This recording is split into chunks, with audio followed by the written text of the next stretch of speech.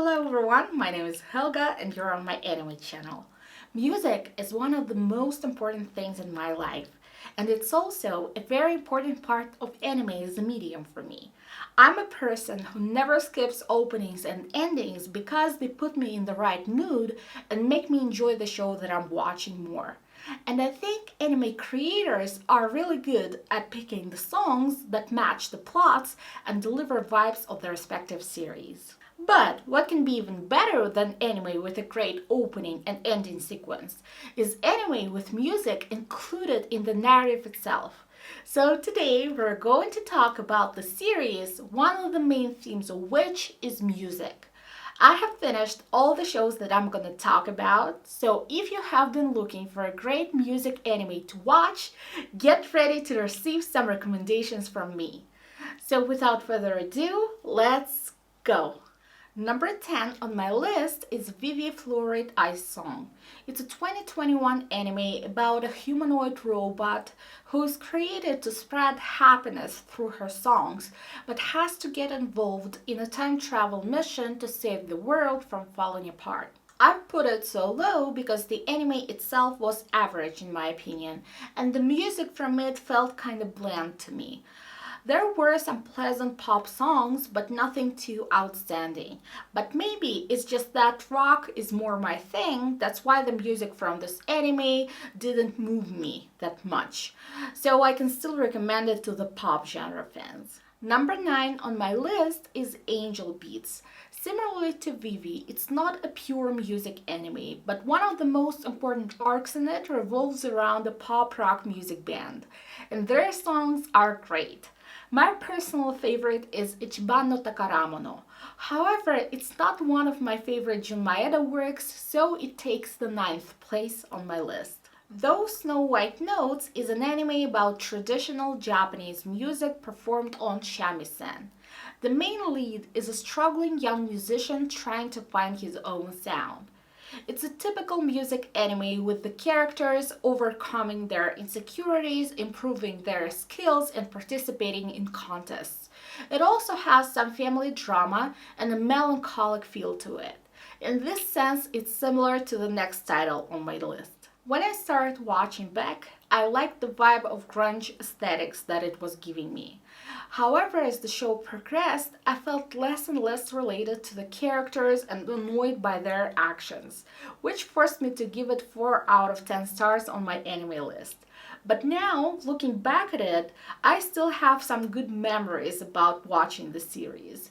And there also were some good rock songs that I like to go back to in my playlist. Gravitation is a BL romance series with one of the leads being a music band member. I watched it a long time ago, and to tell you the truth, I don't remember the music from it. But I've put it that high because of its overall plot and my pleasant memories about the experience watching it. Also, Eri Yuki, with his handsome appearance and sarcastic personality, had been one of my most favorite anime characters for many years. And we're moving to my top 5 favorite music anime of all time. 5th place goes to Nodame Cantabile, a romance anime about classical musicians. I like it because of its attention to details when portraying the work of a conductor and the ensemble. I also enjoyed the relationship between the main characters, who are quite different in terms of their temperament. However, the second season unfortunately didn't meet my expectations. It was fine, but definitely not as great as the first one. Next on my list is Searching for the Full Moon, a 52-episode anime series produced in the early 2000s. The interesting thing about this anime is that the manga that it's based on just started when the anime began airing. That's why they took the main idea of the source material and elaborated on it. So the manga turned out to be pretty different from the anime series.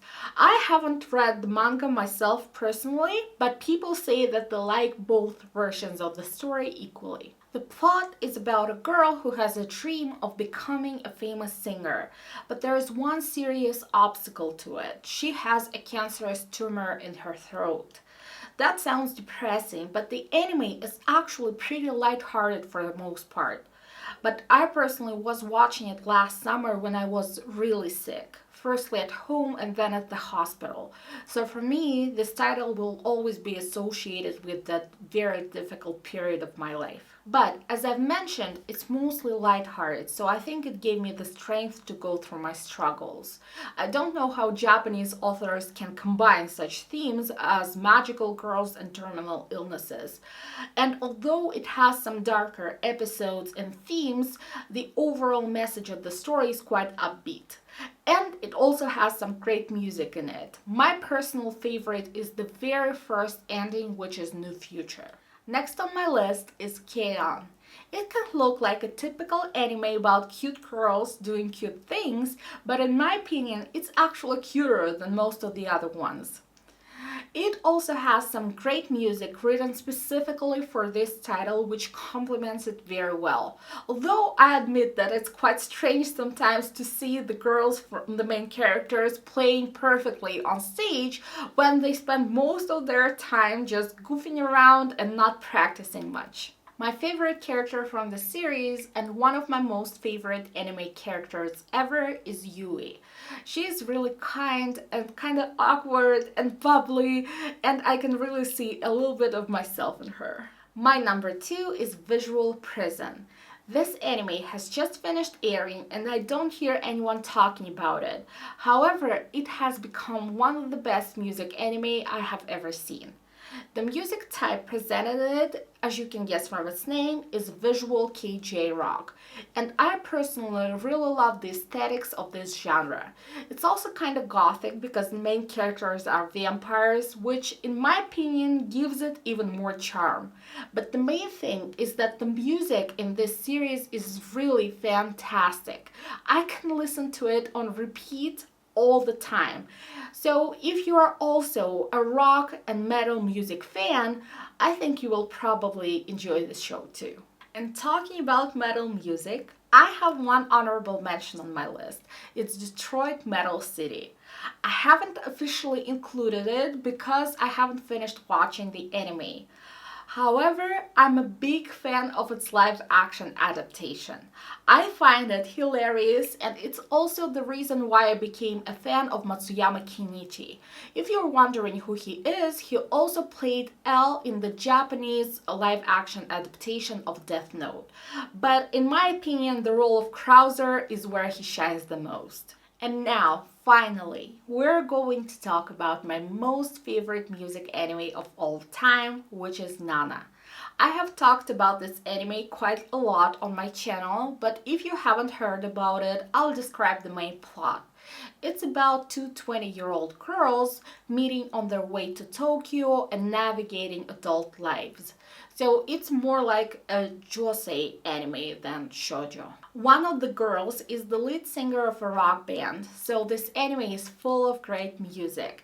And I also need to mention its live-action adaptation. In my opinion, it's equally great, and there are also great songs, different from the ones presented in the anime, but in my opinion, equally amazing. So I can recommend you doing both, watching the anime and the two movies. I know that Japanese movies are infamous for their acting, but this is not the case at all. I think actors did a really good job, and the main character is also played by Mika Nagashima, who is a quite famous Japanese singer. Let me know if you want me to make a tier list of live-action anime adaptations. I will be glad to do it. But this is the end of my list of the best music anime that I have ever seen. But I'm really interested in checking out more, so leave your recommendations in the comments below, please. Also, give this video a thumbs up, subscribe to my channel if you haven't yet, and click the little bell icon to get all the notifications about when I post new videos.